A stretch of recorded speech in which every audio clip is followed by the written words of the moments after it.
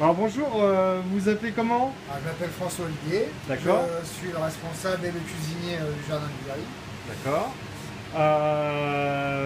Vous faites combien de pizzas par mois? Par mois, on fait en moyenne 1400 pizzas. D'accord. Et avant, vous utilisiez quoi pour faire vos pâtes à pizza? On a essayé plusieurs sortes de farines, type version un peu fermentation longue, farine bien souvent italienne. Et on a essayé aussi d'autres farines qu'on trouve des fois aussi à métro. Elles n'ont pas le même rendu que celle-là. Celle-là, vous faites vraiment type 2,5 litres par exemple d'eau. Vous mettez vraiment 5 kg de farine, vous n'avez pas besoin de rajouter plus. Souvent d'autres farines, vous êtes obligé de remettre de la farine, donc le rendement n'est pas le même. D'accord. Vous avez, bon moi je la fais à la main, donc elle ne chauffe pas. Et si en plus vous avez un pétrin, vous rajoutez, et ça commence un petit peu à chauffer. Donc ça vous brille un peu la pâte à pizza.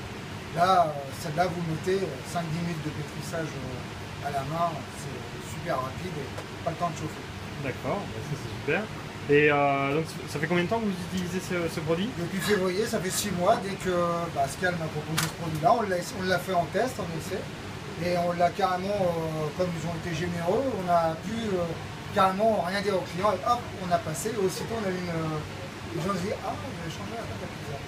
Alors bon, au début aussi, bon, voilà, ok. Et bon, on a vu le commercial de chez quelqu'un qui était venu et qui nous avait dit, vous allez voir, elle a un goût particulier. Et sur le coup, on n'a pas trop fait le rapprochement, bon, il nous restait encore de la vieille farine qu'on utilisait avant. Et en fait, on a pu goûter les deux. Et c'est vrai que ça a un goût particulier. D'accord. Et là, vous l'utilisez comment en fait? Vous la faites le jour pour le lendemain, c'est ça? Alors nous, on a tendance à faire le matin à la fraîche. D'accord. On peut faire plusieurs tournées. Afin de pouvoir l'utiliser le soir. Mais ça nous est déjà arrivé de l'utiliser pour le midi et ça marche très bien aussi. Si elle est assez levurée, ça va assez vite. Elle va se développer un petit peu moins, mais ça se développe quand même. Voilà. L'idéal, ça serait le lendemain.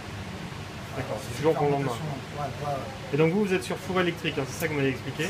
Alors ici, on a un four électrique, donc on l'a fait sur une grille, voilà, parce que c'est plus pratique pour nous. Mais chez moi j'ai un four à bois. Et bon, le four à bois c'est plus magique dans le sens où c'est pas le même rendement de chaleur. Et ça l'a fait développer encore plus. En soit un four à bois, elle est encore plus croustillante et légère. Voilà. Donc en conclusion, on peut dire que vous êtes satisfait du produit. J'espère qu'ils vont le regarder parce que bon, rapport qualité-prix, ça vaut d'autres farines. Elle est de meilleure qualité, elle se tient plus longtemps. Voilà, 72 heures après fabriquer, c'est nickel.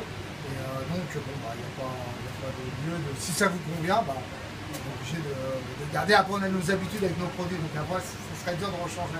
D'accord. Et l'aspect 5 kg, la poignée, tout ça, c'est des choses qui... Ouais, c'est l'idéal, parce qu'avant, moi, je prenais en 25 kg. Il faut remettre dans un autre bac. Là, pour le stockage, c'est l'idéal. Moi, c'est ma mesure pour faire ma tournée de pâte. Donc, je marche par 2,5 litres, comme je fais à la main. Sinon, après, je prends des bras. Ouais.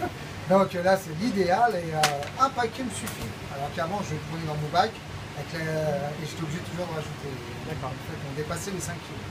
Bon, c'est super. Voilà. Donc je la recommande, collègues. Super. Merci beaucoup.